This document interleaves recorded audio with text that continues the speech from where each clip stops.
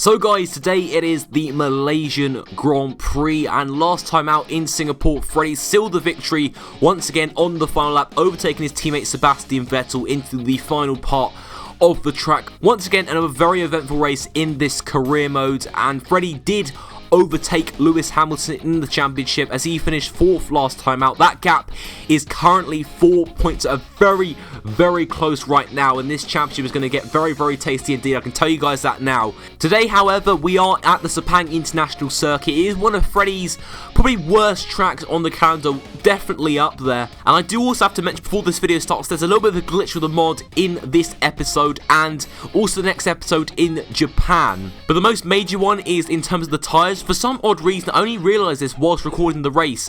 You will see changing onto the prime tyres, essentially maybe change onto the ultra soft tyres. So I'm not sure what was going on there. Obviously the mod creator's made a bit of a mistake and has made it so the ultra soft tyres now programmed into the prime tyres.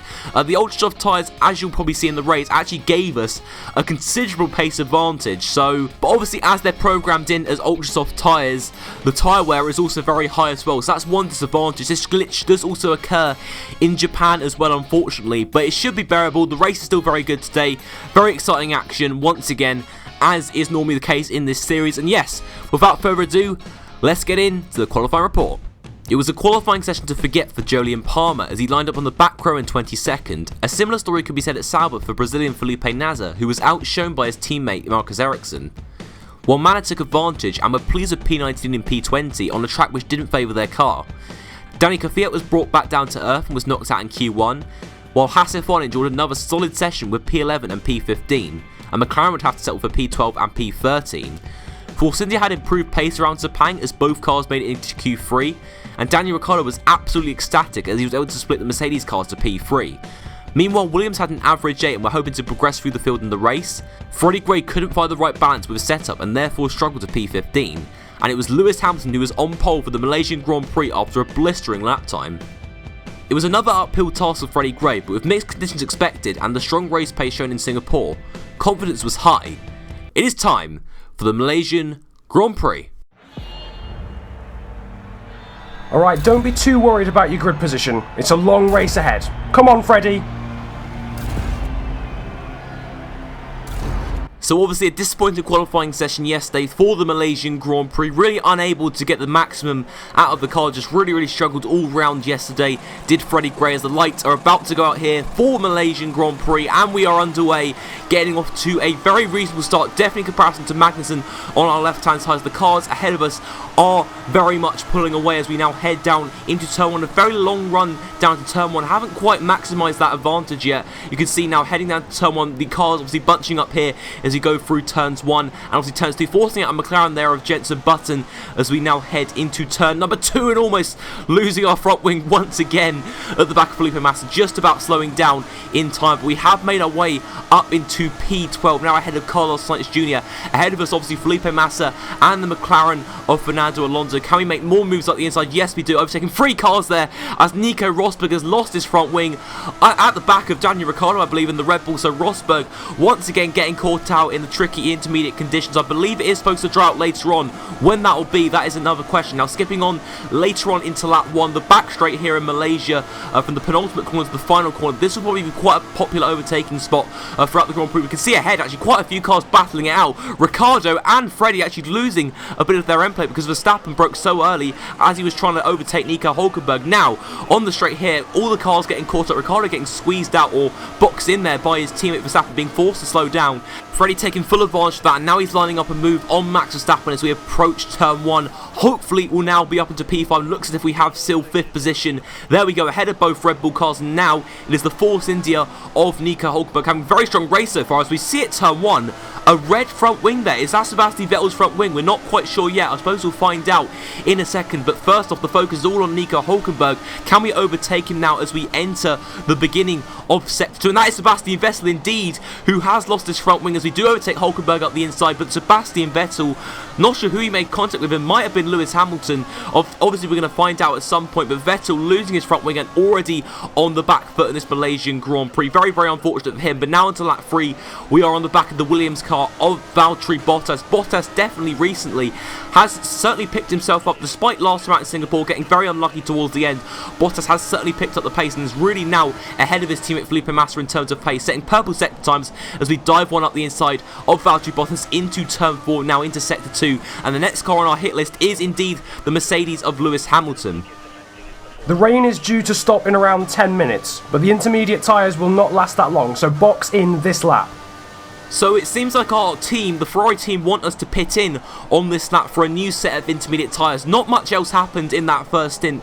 Couldn't really close the gap to Lewis Hamilton. Daniel Ricciardo behind was able to overtake Valtteri Bottas. So Ricciardo also very much on the pace at the moment, but currently it looks as if the rain will be stopping in about 10 minutes time, but the intermediate tyres won't last until then, so the team thought it might be best just to put Freddie on a fresh set of boots, and hopefully he can minimise the damage from this extra pit stop and regain back all that time, because so far the pace in this Ferrari does seem quite promising. Freddie has been pretty quick in this first stint, certainly managing to overtake both Red Bulls straight away, but we are going to rejoin in a bit of traffic. It looks like maybe even behind the McLaren of Fernando Alonso. I think he will just about jump us here, will the McLaren? Yes, he will. Now on to lap number 8. Hopefully we can catch up with Alonso as soon as possible. I think we did pass him quite easy. Alonso very much struggling at the moment. You can see how much he did drop back on this lap, but we have already caught up to the back of Jenson Button and a few other cars. Hopefully we'll be able to make a move on them very, very soon. You can see into turn 1, and we got Button ahead of us along with Felipe Massa, and I also believe the other Force India of Sergio Perez. These guys obviously very much struggling on the intermediate tyres. The tyres are wearing out very, very quickly, and this is why Freddie decided to pit in. He's going to make a move around the outside of Button into turn 3 here, and he just about does that. Button almost fighting back, but obviously to no avail again. Now Felipe Massa is the next car to overtake us. Freddie almost runs to the back of him once again. Very, very close there.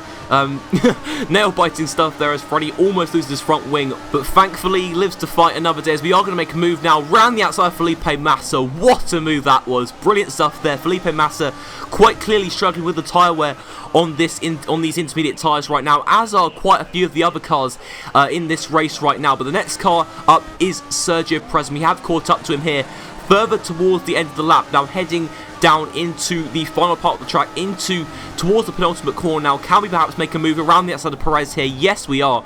Actually making contact with him there, but thankfully not resulting in any damage, and we are now up into P6. And now the next car ahead of us is Perez's teammate in the other Force India, Nico Hulkenberg, now onto lap 8 into sector 2. We're going to try and run around the outside of Hulkenberg, but I think he's just going to about defend it there. Hulkenberg obviously running very slowly, once again suffering with the extreme tyre wear that seems to be occurring around this Sepang International Circuit. But Hulkenberg, for some reason, lifts off halfway through the corner there.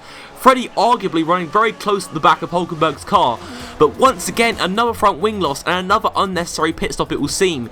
You can see now running into this fast left and right hander section, Hulkenberg very much lifts off at quite a dangerous spot to be fair, and unfortunately that's another very much, as I said, unnecessary pit stop for Freddie. It's going to cost us even more time to obviously regain. It looks like the track is almost dry now, so not quite ready for dry tyres, of course, which is why we've had to put on the intermediates, but this is obviously going to cost us a lot more time. We are actually now behind Sebastian Vettel, who obviously lost his front wing, don't forget, on lap 2, and we have rejoined just ahead of quite another large train behind the Sauber of Marcus Ericsson, but really, really unfortunate there, quite unnecessary. And now on to lap 16, the track is pretty much dry, and I think Freddie is going to come into the pits this lap for the first set of dry tyres. All the other cars around us actually suffered so much where they actually pitted in for another set of intermediates after Freddie lost his front wings. The damage has actually been minimised slightly, as Freddie does seem to be the first one to be calling this in. He has nothing to lose right now, down to P7, so it's worth taking this risk and perhaps seeing if this will work out. Again, Malaysia, like Singapore, is a fairly long lap, so it's worth perhaps taking this risk,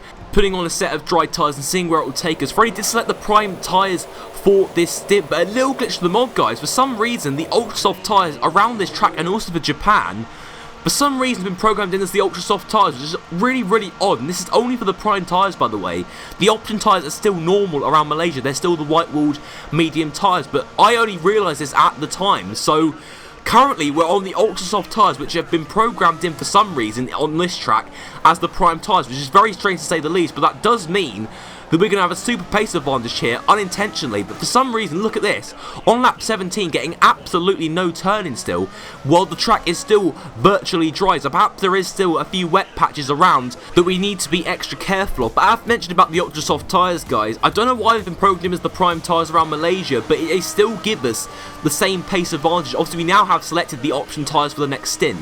Massa should rejoin directly ahead. Let's try and make a pass. So indeed it is Felipe Massa who has rejoined out of the pits ahead of us, and he is actually on the option tyres, the medium tyres, but we should easily have the pace advantage here. His tyres are obviously still getting up to temperature, and we always try and make a move around the outside. The pace difference here is absolutely huge, and Massa almost squeezing us out here as we head into sector 2, turn number 4 or 5. We're going to try and make a move around the inside, perhaps a little bit of switchback here, but not quite working out the way we like. But Felipe Massa's tyres are still really much getting up to temperature, and we make a very easy move stick into the left-hander at turn number 6, so very, very easy there, very, very simple stuff. Again, an unexpected move, Felipe Massa running very slowly, and once again, on these prime tyres, which obviously for some reason are ultra soft tyres, we're getting an absolutely huge pace advantage. Now into lap 19, we have Nico Hulkenberg and Valtteri Bottas opening up the DRS for the first time in this Malaysian Grand Prix. We should be able to make a move on Hulkenberg into the final corner of the hairpin here.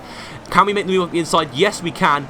Up ahead of Nico Hulkenberg, and now it is Valtteri Bottas the next up within striking distance. Now, as we do get a little bit of a snap of oversteer there out of the exit of the hairpin, that might halt our charge on Valtteri Bottas for now, as we do set a fast lap of the Grand Prix, inevitably, a 1 minute 42.6. I don't think we're going to be quite able to pass Valtteri into turn 1, but hopefully later on in the lap we can make a move onto him. But I do believe at the moment, currently leading this Grand Prix, unfortunately for us, is Lewis Hamilton, as Nico Hulkenberg tries to make a move into turn 2. Doesn't work out for him though, as we move later on into lap 20. It is Valtteri Bottas who moves us to the inside to defend, but far too much as Freddie, a late braking manoeuvre around the outside of Valtteri Bottas, and we are now up into P4, once again running out wide. The ultra soft tyres there, or the prime tyres, whatever you want to call them now, are essentially giving us no turn into that particular corner as we enter sector 3, so very strange to see indeed. Now onto lap 21, we're currently in P4, no one really to challenge just yet. The third place car actually just seems to be Lewis Hamilton, but somehow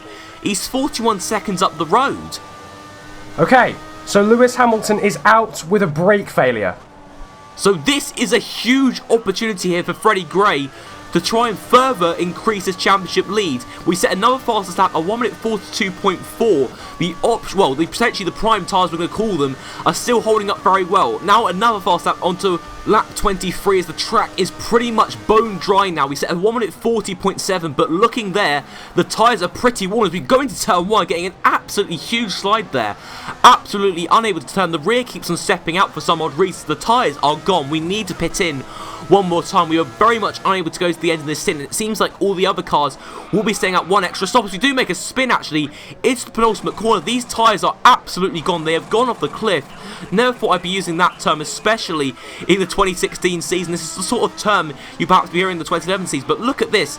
Obviously, because the ultra soft tyres aren't programmed to be running around this track, so obviously we're currently struggling right now, and Freddie's going to have to make another pit stop. We have been overtaken by the two Williams cars and Nico Hulkenberg. We need to make our way into the pit lane now, as Massa, bloody hell, he makes it very, very awkward for ourselves, having to avoid Felipe Massa once more. But very, very unfortunate. Once again, basically, guys, the intention was to go to the end on the prime tyres, but for some reason, again, I wasn't aware of this until the time the game put us on the ultra soft tyres, so obviously they were never going to last until the end of the Grand Prix, no matter how much Freddie looked after them. And unfortunately, despite Lewis Hamilton retiring, we're only going to pick up 1 point today, and I think it was Daniel Ricciardo who won for Red Bull. I believe his second race win of the season. His first one obviously came in Monaco. A second race victory for Daniel Ricciardo in the 2016 season. Congratulations to him, but once again it is frustration for Freddie Gray in this 2016 season. Really should have been able to capitalise way, way more on Lewis Hamilton's retirement today. It sounded like a brake failure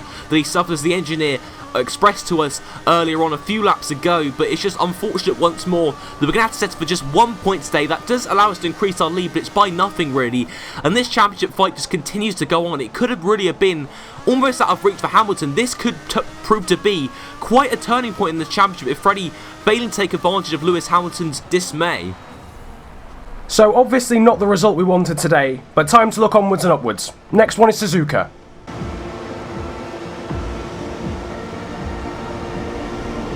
So obviously in this situation, it's just best to look onwards and upwards into the next Grand Prix, into Suzuka.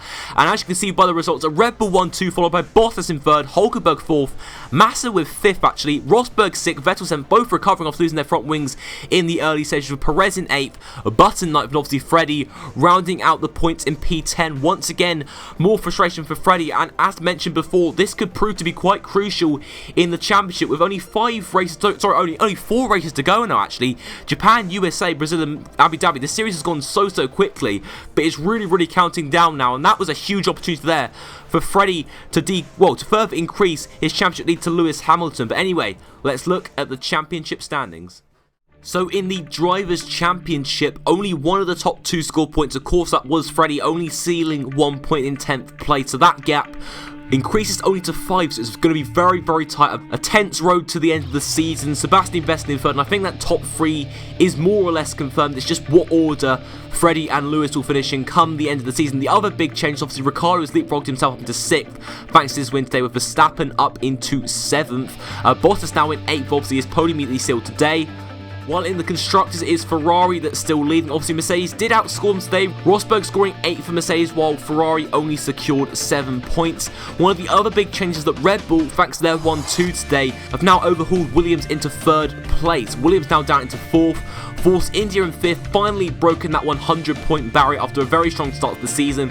McLaren continuing to score points, Bottom having a very solid season so far, and the bottom 4 still remain the same as they always were, with Sauber at the bottom, rounding out the teams with 2 points. Guys, if you are new to the channel, be sure to leave a like, subscribe if you are new to the channel, leave your comments down below. 4 more races to go now. It's going to be one hell of a ride to the end of the season. I will see you next time for Japan. Bye bye.